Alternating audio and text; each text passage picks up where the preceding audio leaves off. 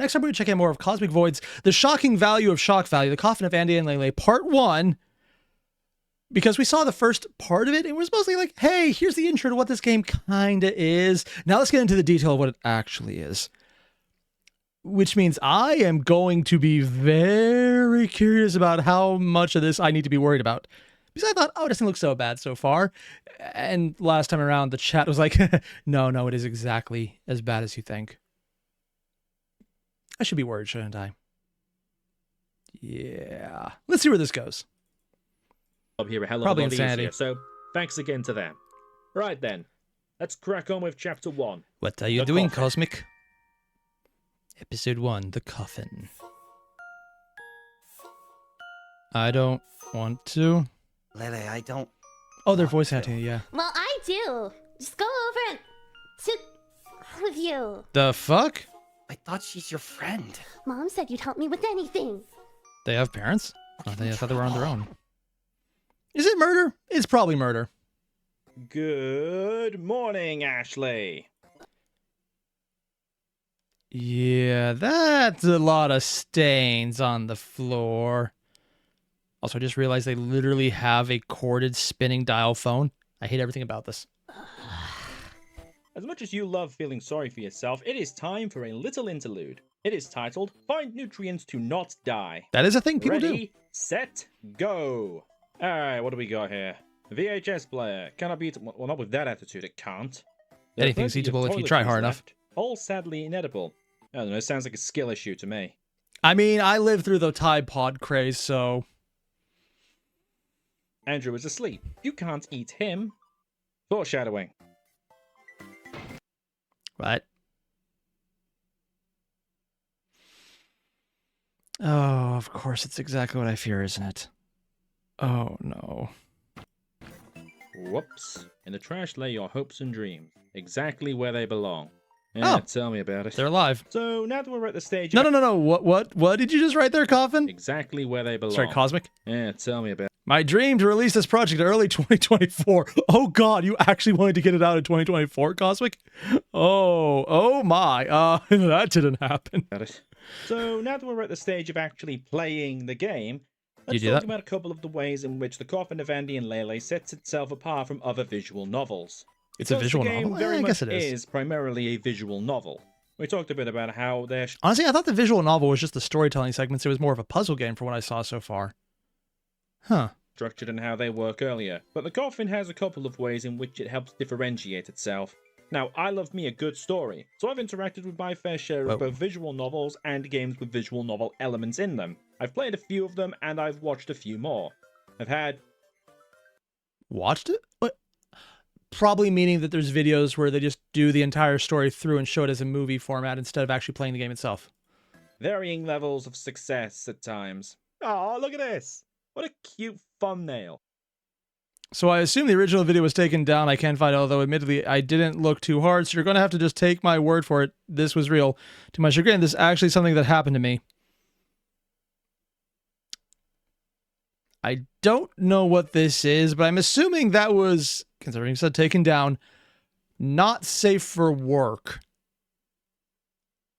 Just going to take a wild guess on this one. Oh, it looks like an adorable visual novel. I love me a good romance. How sweet and touching and high school laden and Japanese. Oh no, this is much worse than a... Oh no, this isn't... Oh no. And goddamn it, it's hentai, isn't it? Yes, yes it is. For God's sake. No, I quite like Stray Gods. Stray Gods? I actually haven't played this one. It's a story, but Or I even had know to about grip it. my teeth together for a lot of it because I cannot stand musicals.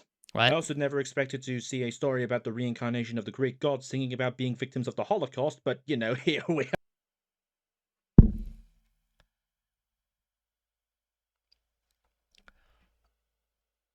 Okay. No, I'm with Cosmic on this one. That is not the thing I expected to hear today, especially in this video. Ah, The Fate series.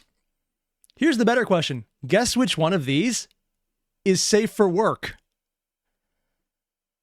If you said any of them, technically you're wrong. Then there's Fate Grand Order on here, which looks like it should be off-brand. and technically counts as safe for work. Yeah, they got the job backwards on this one. Good stories, though. No, I've just given up on trying to understand what the hell is going on here. Actually, it's pretty straightforward. Just look at it as an ever-evolving Jacob's ladder of storytelling. Yeah, you can start wherever you want, but various concepts get introduced and then added on because, I mean, I'm not even sure if you have, this is just the basic Fate lore, and then you get into the expanded ones, and then you have things like Fake Strange, where the answer is like, hey, I went to talk to the guy who created this, Nazu, and he said, do whatever the fuck you want, just have fun with it. That's not much of a paraphrase, by the way. The guy who wrote Fake Strange was actually going to Nazu, the creator of the Fate series, and asked what was available for his characters, what was he allowed to do with them to keep within the lore. And the answer was, fuck it, you bowl, or you roll, or we ball, or whatever the phrase is. I don't know. I don't do spam/pop things. Essentially, you keep it internally consistent to how you want to handle the characters, and that's fine, which is a lot of how this entire series works. Did you do a good job at it? Yeah. Were you internally consistent and had a fun idea? Yeah, then it works. He's actually pretty chill. For someone who will immediately then try to rip their audience's heart through multiple meat grinders without actually extracting them from said chest. No. My life is suffering. Regardless, though. My point being he is that, British. having played and watched a bunch of visual novels, by my count, there's 4 main components by which the Coffin of Andy and Leyley makes itself stand out. I was going to make a joke about how one of the standout features is sheer shock value, but then things like Euphoria exist. I'm not even sure I'm saying the name right, and I'm okay with being wrong because I don't want to actually look it up by accident. I just know that Sid Snap checked it out, and my wife said it was awesome and I should never look at it. I'm not going to read too deep into this. Through my somewhat extensive forays into the genre, I can report that the game isn't unique in the sense that it's doing something that literally no other visual novel has done before. What makes the Coffin stand out is its execution of these ideas, and that it uses all of the main 4 components we're going to talk about at once, and it makes them work in tandem with one another. We'll talk about 2 of them here, and the other 2 at more relevant points. Something that I like is when a game uses its mechanics to help convey its story, and this is the first way in which... Really? The mechanical... Oh! I guess that would be the obvious one, because I was thinking if it's mostly visual novel based, there wouldn't be mechanics, it'd more be like choice telling. But initially, based on what I saw, I didn't realize it was a visual novel, because it looked more like a puzzle game, which might be what he means by mechanics. The Coffin helps itself stand out. Unlike a lot of visual novels, and unlike all of Nimley's other games, in the Coffin of Andy and Leyley, these 2 have a pair of functioning legs. My God. This allows them to wander around a collection of overworld areas, which the characters can traverse across, do puzzles in, and interact with various items that are scattered around the place. Again, that's why I thought this was a puzzle game at first when I saw. Well, I mean, I guess they could do it in a wheelchair, or if they were really, really good at handstands, whatever. The point... Why do I feel that's foreshadowing? You know what? Let's pretend I never said anything. Point is, Chapter 1 is an escape room type story, so having some freedom of movement helps to convey that. Oh, really? You're physically trapped in a room without escape. It's a lot Because you have more to finish impactful options. and involved than just being told that you're trapped. Letting me run around the place and try to find a way out and failing feels a lot better at conveying that than just being told that I've tried. And Which is what a lot of visual novels will do. Or gacha games where it goes black text. Or white text, black screen. Yeah. I'm not salty about that specific reference at all. doing this can lead to other benefits as well. Some of these areas are full of amusing flavor text and additional information about the location, or prompt full conversations between our 2 leads. I wonder if the other aspect to it is because you're doing an escape room style format, you're forced to explore the area to get context from everything else. One sec.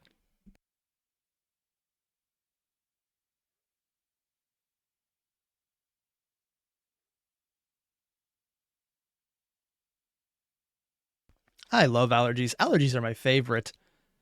And occasionally anyone else that they may happen to be with. Wait, there's other Also, people? sometimes in I'm assuming cutscenes, they die will horribly. Combine the character speaking overlay with movement on the overworld to give a more dynamic feel to the conversation, which is a small detail, but it's one that I appreciate from a design perspective as well as an artistic one.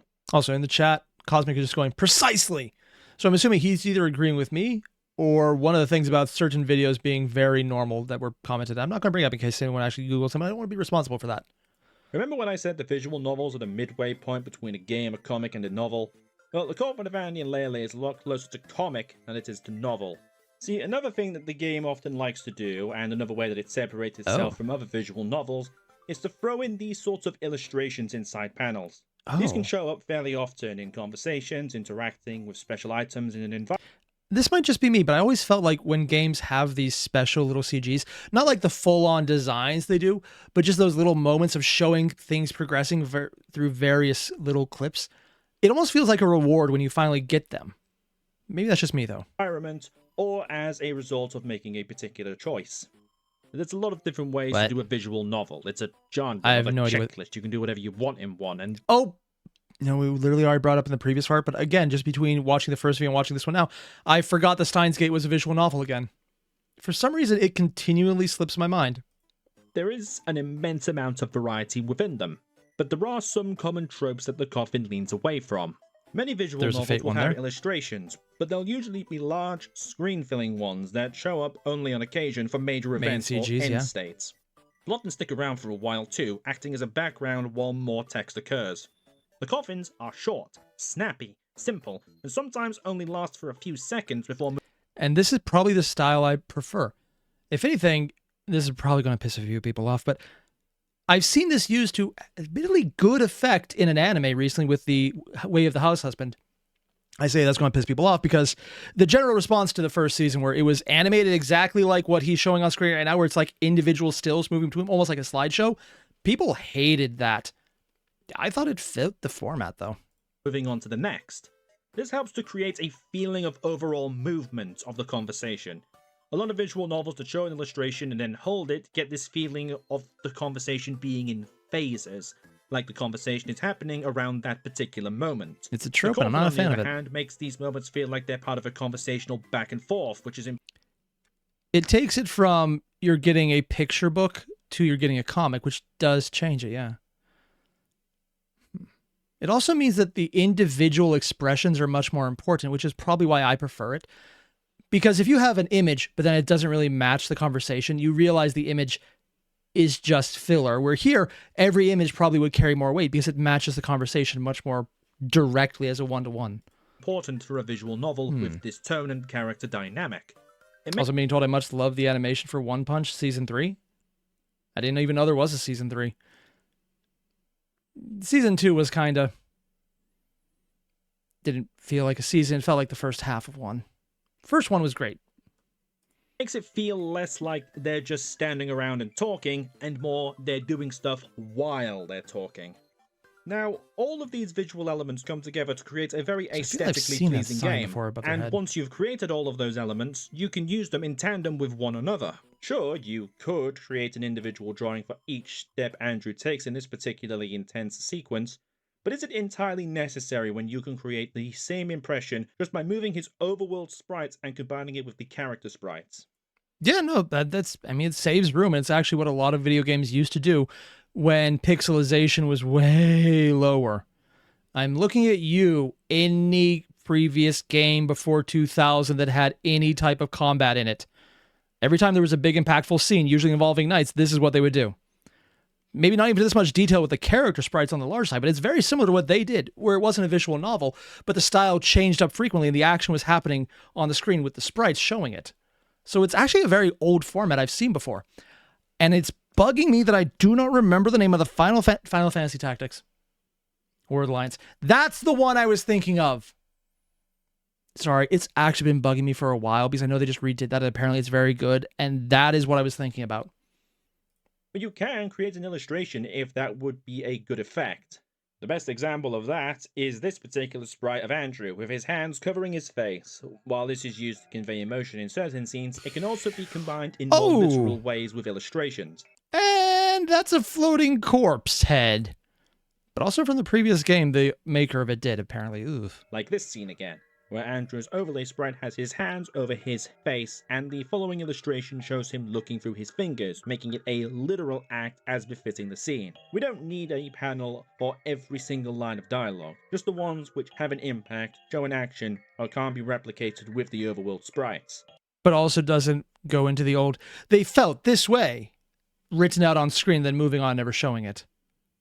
Personal opinion, I hate that so much, where you have to be told how someone feels rather than showing it.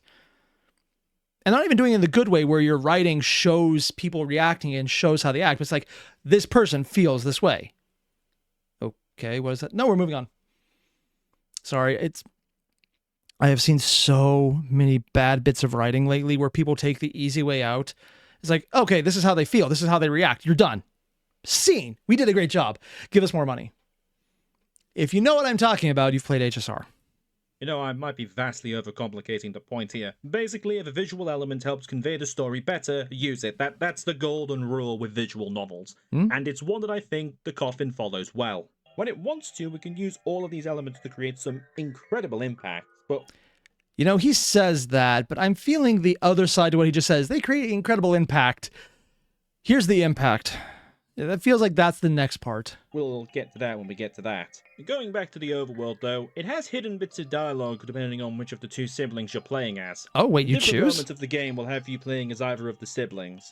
Chapter 1 has you playing as Ashley for the entire time, but in Chapter 2 and 3, it will shift to Andrew fairly regularly. Oh, so it's not an actual player choice, it's scripted choices of who's getting to be in control. For some reason, I thought it was just one sibling and the other reacts the entire time. Probably because Cosmic mentioned that's what the initial concept for the game was, and they ended up moving away from it. Oh, that makes more sense in hindsight. If you interact with an item, you'll get a bit of text. Depending on the sibling that you are, that text might change. Does the background shading for the game change too? Different information to give about the environment that they're in, or they can interact with it differently. It can also change depending on if they're together or not, and which order of events you do stuff in. For example, if you go over to this desk, you can find the drawing that Ashley did. Aww. Later though, if you're moving around the apartment and have Andrew with you, he'll have something to say about the picture. Mostly mocking Ashley.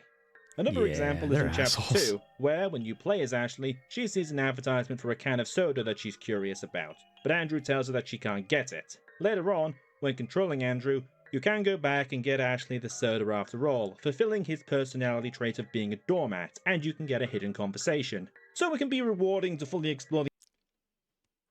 Yeah, I get that. I'm not entirely sure the doormat part, just because I don't know enough about the character yet. The environments that you find yourself in, both alone and with other characters, if you've got the option. Like, is one of them the enabler, or are they both enabling? They're probably both enabling each other. Rewarding is we're chemical burns on my tongue. What did I just read? We'll get to it. And like I said, you can do this to learn more about the situation. Speaking of which, the situation that they're in. Wandering around the apartment, we can... So reading between the lines, the order of operations does matter, and it's very important. You could probably do some really fucked up shit if you do it the wrong order. Or the right one, depending on what your interest is. Piece together that these two have been locked in here for a long time. Months, apparently, and they aren't even getting food anymore. How? And they've been stretching the few supplies that they've got left. They've been using the same coffee grounds over and over and over again, filling their bodies up with water to stave off their hunger, while also using salt to spike said water so they don't overhydrate in the process, but they've run out of that too. There's dirt and clothing scattered everywhere, trash piled up. Why wouldn't they break a window or a wall at this point? Or is it one of those really fucked up things we're about to find out? Other liquids like detergent are starting to look mighty appealing, and we can learn other uncomfortable information. So, moving away from that, Ashley finds a can of tomatoes hidden among the trash, takes them to present to Andrew, only to learn that he was the one who put it there in the first place to keep Ashley away from it, so that they could extend it further. Ashley persists on eating them, and Andrew eventually relents. So she goes off to cook the can's compact contents, and a guard knocks on the door, checking on if they're still kicking or to confirm if they've croaked. Wait, Warden? Oh, so this is literally a jail sentence for them. Oh, this is so fucked up. When Ashley doesn't respond, the guard says they don't deliver food for the deceased, but when Ashley responds that he doesn't bring it to the living either, the guard proves her point, and leaves without bringing them anything. Yeah, the guards are kind of just massive pricks. They will repeatedly use the threat of starvation as a method to keep people from causing them any amount of trouble, but then proceed to just let them starve anyway. Andrew suggests that they're probably afraid of people breaking out of their rooms after being trapped in them for so long without... This came out in 2023, didn't it? Yeah, suddenly this makes a lot of sense. food, and yeah, I'd be afraid of people getting out of their rooms if I were them too. Yeah, although I was in America, it wasn't. Also, I'm in a very rural area, so it wasn't really a concern. Unless the 5 people in your town got it, in which case, everyone gets it. Yeah. Because as far as I'm concerned, very little is not justified against them at this point. As the two Already? of them eat their gourmet meal of boiled tomatoes with a touch of pepper, then... Is it creepy how red that is by comparison to everything? Like, that feels like a distinct stylistic choice. Probably as a bit of foreshadowing that fucked up shit is going to be here. Neighbor begins to blare ominous, awful music, as they apparently do fairly often. Ugh. Let's give that a listen, shall we? Yeah, I'm already sick of this. Let's go beat that guy up. The only Yeah. way that they can check is by going over the balcony, so they need to find something to use to cross the gap. So we head back Wait, to the so they bookshelf can that get we out? broke, grab the plank that fell off, and use that to cross over. Looking inside, they see... Oh, demons from hell! Hear my plea! Oh, the unholy ones! I come seeking your advice! Okay, this escalated a little more than I was expecting right off the bat. I thought it would go way other ways, but no, apparently this is the way it's going. I am wondering what song they're playing backwards, though. Didn't work. God damn it. This is a Kyle, isn't it? I thought that was perfect. I knew I should have killed that guy when I had the chance. What? Yeah, sure, why not? I feel like just accepting this right about now. Everyone's gone stir-crazy, I guess. Returning to their own place, they watch TV. Joking aside, there's a lot of people who went on the internet and thought, oh, well, let's have some fun time on Facebook. And then you have to explain to family members why they're now looking into Scientology unironically. Not a joke, man. People did some really fucked up shit that's still biting everyone else in the ass now. And learned that the quarantine has been extended yet again. And since they just had the last of their food, they're basically on borrowed time now. Through flashbacks, we learned that their parents aren't here. They left before the quarantine kicked in. The cause is parasites in the water supply, and their parents apparently never drank a drop of water, and are eager to leave. And they aren't returning any of Ashley's calls, no matter how often she tries. The one we do see is their mother essentially telling Ashley to not call them again and to leave them alone. Still, as time passes on, Ashley manages to keep herself in good condition. Ah, you silly lazy bones. What? Yeah, no, I lied. They're passing out pretty often from hunger and fatigue. It's not going great. And to add the cherry on top of everything that we've learned about their situation, Andrew's girlfriend calls to break up with him. And He had a girlfriend? People willingly, but with how? You know, never mind. It actually makes perfect sense. People have terrible taste in people. Considering some of the things that are apparently in this game, that is either the absolute best or the absolute worst choice of words, and I'm not entirely sure I like either option. Ashley is about as sensitive to this as a brick to the back of a child's head. Ooh, she dumped you? Why's that? Does he just have like some random line on the back of his neck? Weird. Also, this just sounds like siblings as far as I'm concerned. That's exactly the kind of shit family would pull. Why do you think? How should I know? Maybe because you're a parasite-infested homebody who's apparently perma-quarantined? Or because she found someone new? It's been a few months, buddy. Or maybe she just didn't like you that much in the first place. Whatever you say, Ashley. There might have assuming been she something more did tactful to say. Oh, really? You think? Who knows how long later, the two of them are starving, bored out of their skulls, and even joke about just throwing themselves off the balcony and being... Yeah, I'm going to be completely honest. That actually just sounds like banter from siblings. It actually sounds incredibly normal. done with it. I know I said it, but Trying to I'm very distract much okay with themselves, that, they yeah. briefly argue a bit over the literary romanticism of such an act when Andrew brings it up. It's kind of fascinating watching them just talk, honestly. The neighbor starts playing their music again because he's a prick like that, and... What? You feel like you should check up on that. yeah, probably. Oh my Christ, he actually He summoned succeeded. a demon. It worked. Alright, sure, I guess I'll Smaller accept than the I demons imagined. exist. And with nothing to offer, the demon Perish. just consumes his soul. Yeah, I'm not sure how well thought out this plan was. Andrew and Ashley break into the apartment, partly to look for food and partly to turn off the horrible music that's driving them up the wall. Task B they accomplish, but Task A is a no-go. Ashley looks at the guy though and thinks to herself that that sure is a lot of meat.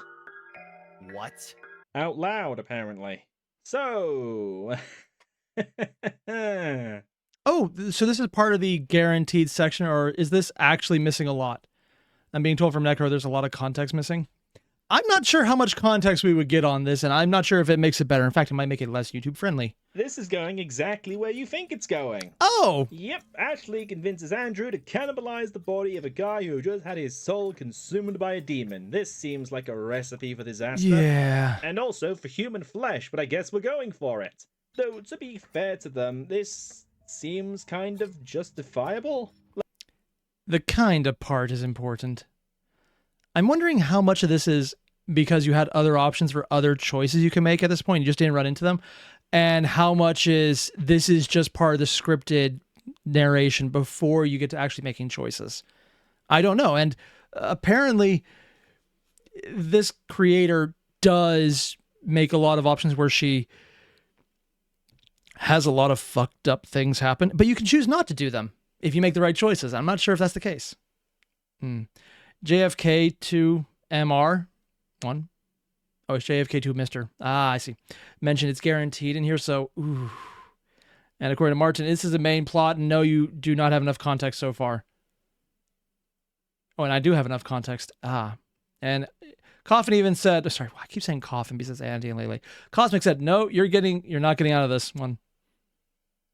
Joke's on you. I can just not play the game.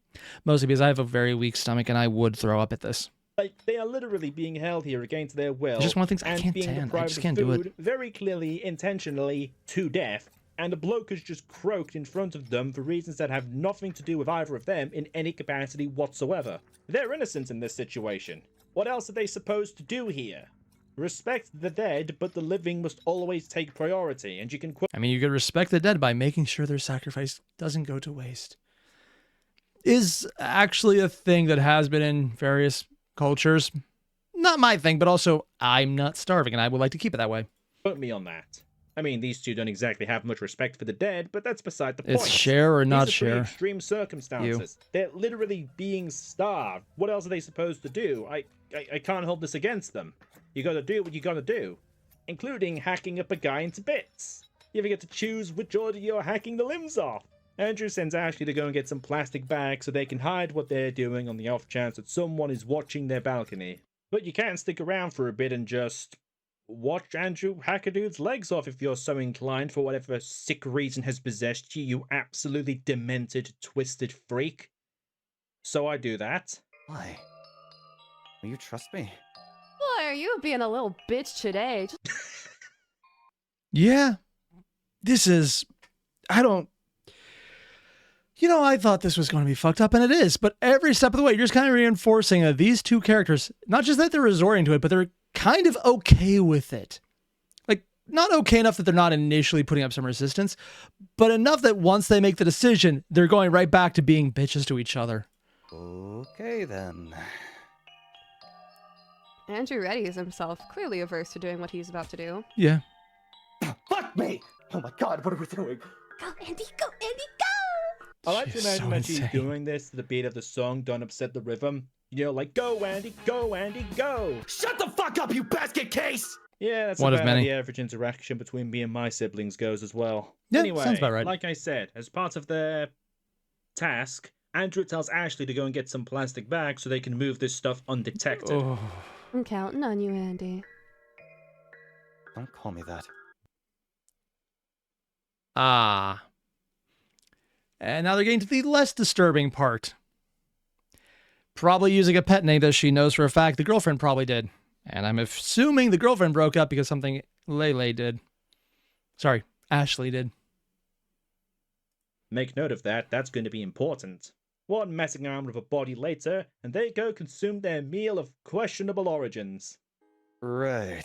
So, what are we having here? Pure deliciousness is what? Ah. And then it's all red again. I wonder if there were other bodies. Eat up. You first.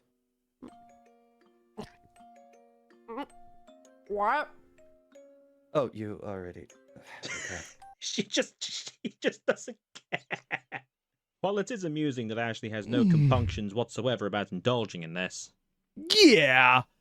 Although I'm wondering how much of him is just putting on an act and pretending he's not just as fucked up. Because it feels like both of them are pretty far gone. It is worth mentioning that Andrew does actually have far more of a negative reaction to it. Oh. Ashley even has to prevent him from retching it Nope, back up, that's and it's definitely only not due it. to her interference that he doesn't. Ooh, symbolism. Heck, Ashley will even ask what spices to try next. Apparently they're going with coriander. Who just has coriander on its own?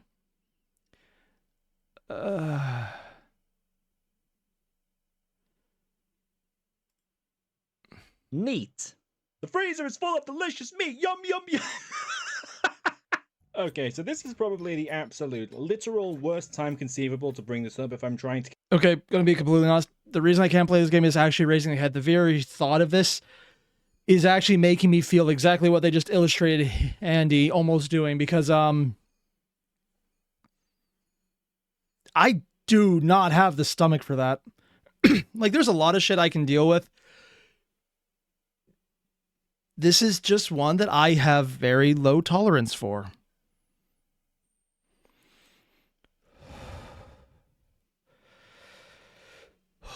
Just need a second. Okay, I'm good. I'm good. If we happen to end this one early, it's because I will throw up otherwise. I'm good. Here's the thing. I don't mind it as a concept because it's not real. I don't care. My reflex to start throwing up, though, and my stomach does care, and I am legitimately disgusted by it. Like, not just the I don't like it, it's more of the I can deal with it, I'm not dealing with it. It skips the mental part and goes straight into the whoop section. There are things I can't do, and this is one of them. Convince you that I'm not a deranged lunatic who delights in gratuitous violence. Coffin, I know that's a lot. Wow, I said Coffin again. Wow. Cosmic, I know that's a lie. I've played Wage the Ascension. Wow. I'm not even sure that one's a Freudian slip. Mage the Ascension with you a whole of once. And I saw you played, admittedly, one of the more normal characters, so maybe that's actually completely accurate. Granted, we were all pretty much insane considering we're fighting gods on a Lego ship in astral space, so maybe it counts. And I probably could have brought it up the other 15 times it's been relevant. But it's funny to me if I bring it up now, so I'm going to. This game is incredibly funny. Also, for the people bringing up in the chat, I would in last one episode Made in the Abyss. Yes, I'm aware. It's why I've never watched it, and I'm never going to. Because the one video going into it, I did not make it through that easily. I had to stop the video really after that. Yeah. Oh yeah, also Cosmic is joining in our Mage the Ascension games, which would be this upcoming Friday. Because I didn't just remember that, and for some reason forget we didn't have one yesterday, so I need to do it next week. I definitely remembered that. I need to make a point to add a note so I don't forget it days in advance. There's a lot of incredibly entertaining back and forths between Andrew and Ashley in particular. They bounce off of one another in very amusing ways. A lot of the stuff that they do is horrific, but it's hard not to laugh at both how these two are going at one another and how absurd things are getting. It's not that it just has my particular deranged sense of humor. It seems designed specifically for my exact deranged sense of humor. Dry, dark, sarcastic, blunt, and it hits you in the face like a brick to the bollocks. You could just say you're British, man. We already got that. Or the back of a child's head. Okay, we've got to clean up the blood. Move. What are you Why do? would they need to do clean? that? Get 'em. Hey, I wonder what's this way. And then you got run over by a car. Oh, I don't know what else I expected, just kidding. to be honest. Want to douse yourself in gasoline and play with the lighter? Yes, yes. Oh, thank God, finally. Hello, Safe options. child. Give me the candles that I require that you claim to possess. No way. Option A, ask her nicely. Option B, kill her. Child, you are not the first I have struck with a brick today, and with how this is going, I doubt that you'll be the last. Oh my Do you God. really want to test me? Do Yes. it carefully, like it's me. I'm lighting it on fire. Okay, this way looks... What the... Actually, Isn't no, that you another know demon? what? No, the last time that I interacted with a squiggly ball, a man died. Perish. Probably a joke about testicles in there somewhere. Anyway, I've decided Yeah. I'm not engaging with this. A goodbye to you, sir. Oh, come on, there's a demon right there. Are you serious? You're damned right I'm serious. Yep. Talk to the demon, you fucking... Talk to the demon. I It's like refuse. going out to the pub, having a few pints, Wait, why did it say Stella or Toys? I have no idea how to say that name. and watching someone accidentally get hit Also, I'm being asked, what about Evangelion? Oddly enough, I can do that one. Don't know why. in the gonads of a pool cue. You know you... Why would you say that? Why would you actually put that out there, Cosmic? You monster. Now I'm imagining. Oh, God, I'm imagining it. I would like to not imagine that. I am. I would like to stop imagining that now. You shouldn't laugh. You really know that you shouldn't laugh, but it's the funniest thing you've seen all evening. You got... I mean, if it happens to someone else, I'm still going to just cross my... Honestly, I'm going to be probably bending over and crossing my legs and maybe just like moving my arms a little lower and maybe just maybe going behind a counter at this point. And Cosmic just going, I write what you know. I'm so sorry that happened to you, but not so sorry that I wouldn't imagine and now laugh at your pain. Oh, God. Can't help it. That probably says more about me than it does about anyone else, but I don't care. Yeah. It's just my exact sense of humor. There's again the Anyway, line about Ashley being goes to British. sleep, fully content with her life decisions, apparently. Now, a lot of the story's events are out of order. The moments Oh? in which they're locked in their apartment are actually at the end of a long series of massively important events in their lives, which Oh. have created the relationship that they have in the present.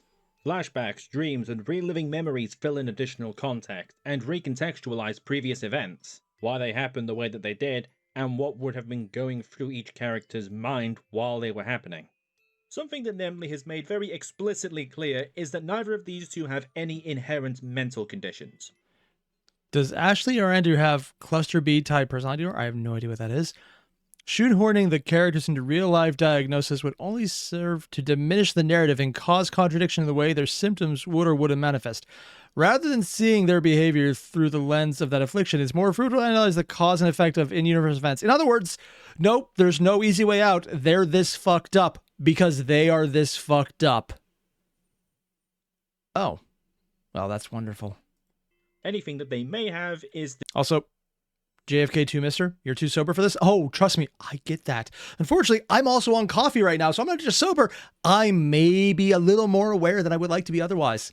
Granted, that maybe is very much a yes, and it's definitely a more aware than I would like to be otherwise regardless. developed as a consequence of their respective histories.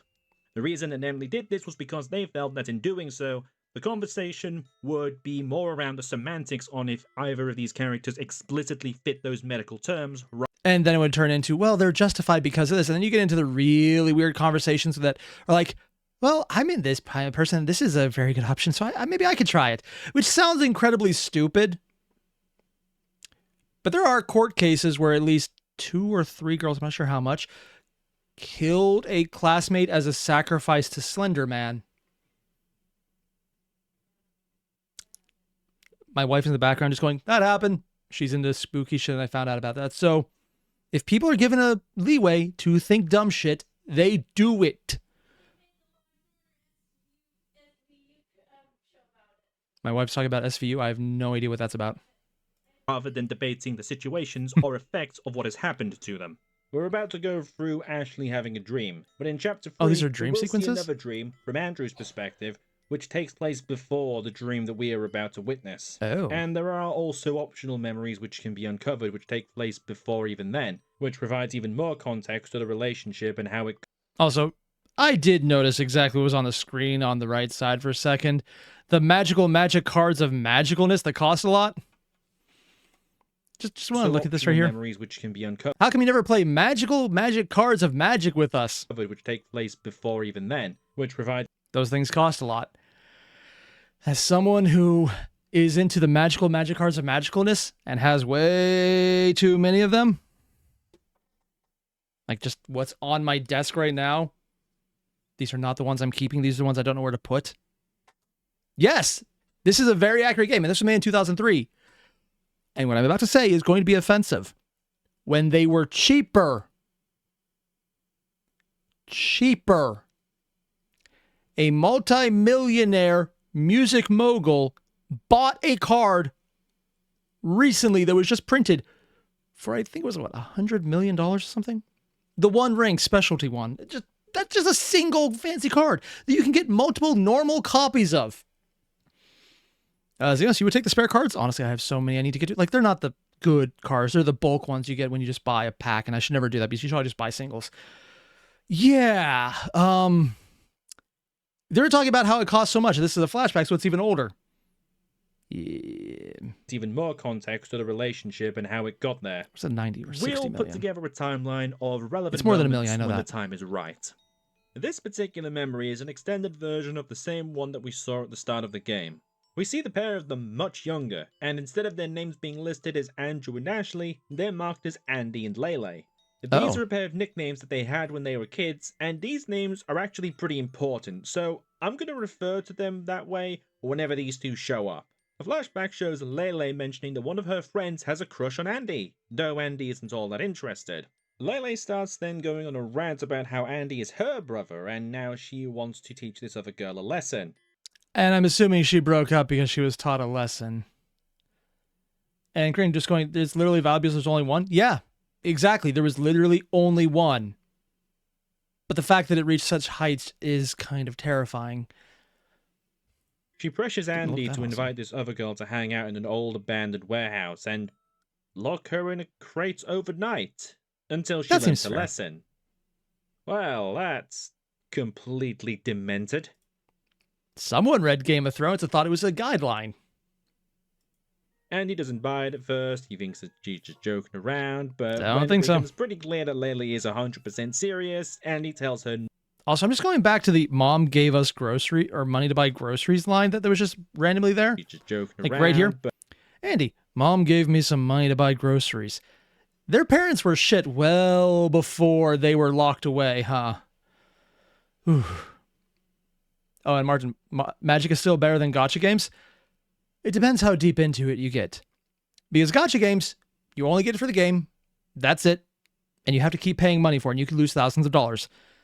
Magic, you could easily spend $10,000 on a deck right now. That is not even a joke. I know people who couldn't build the deck they wanted to play until they had a stable income. And they were so old that they could do it with multiple generations of their family that they created. Mostly because I know a guy who has a deck of Alpha Lands. Yep. This is the I win because I have money deck. Not that it wins. It's just the more he plays it, the more you realize he's flexing on you and nothing else. And you might win the game, but he won life and go fuck yourself. It's very effective. when it becomes pretty clear that Leyley is 100% serious, Andy tells her not to. But Leyley keeps pushing him until We know what he she did. eventually agrees to do it. Which means she might be able to get out of the house. Episode is Or titled did before. Andy and Leyley and the Bitch in a Box. One day you'll be a bitch in a box and your friends will take turns pissing on the ground above. I'll be completely honest. I would be surprised if it wasn't him doing it at this point. And her returning the favor. It seems like he would go very R. Kelly on this. What do I do about these hussies around you? Where did you learn these words? Dude, the internet's been out. If you haven't heard a kid talk, it's way worse than this. If anything, this is actually very tame. I only know this because I have a bunch of nieces and nephews. I'm just going like, dear, what the fuck is wrong with you? I thought I was the one with a fancy, a fancy mouth. But I thought it was very much a dirty mouth. Then I realized, oh no, it is actually fancy. My swearing has become tame. Saying this is fucked up would be like someone saying, that is indubitably quite the distinguished idea, my good sir. I don't know how to conceptualize that. It's not even an old thing. It's the... Is Grand Theft Auto 2 tame for you now? And the answer being yes. Yes, it is. The bitch is you. I'll take you out to play. And when I'm done, it's back into the box with you. You really gotta kick your ass one of these days. So Leyley waits in the warehouse and Although, again, that line about kicking the ass, that is very much a sibling line. That is very much a sibling line. And she put the bitch in a box. Andy brings the other girl and they finagle their way into the warehouse proper, after prying open some sheet metal covering a hole in the wall. Although if you choose to wander around the place before doing that, you do get some insights into Leyley's thought processes. God, what is wrong with this kid? Though I wouldn't mind convincing to jump anyway, to maybe twist her ankles, maybe break her. And oh yeah, she was the murdery one very fast. Still, they manage to break in, whereupon the girl complains about it being dusty. Makes me worry about my asthma. You ever get Yeah, they're making her seem very cute, which is why the crossed out she's definitely dead part is very much aware. And I'm being told this flashback takes place before the internet. Wait, before the internet? So is this in like the 80s? I think they had the internet then too. Probably less prevalent and not as easy to get, so probably set in the 80s then. But I thought it took place during COVID. Whatever, it doesn't really matter too much. The general story could probably be set at any time. that sinking feeling by any chance? Leyley convinces them to all play hide and seek and makes the other girl count first so that Andy and, well, mostly Leyley can figure out what they're going to do from here.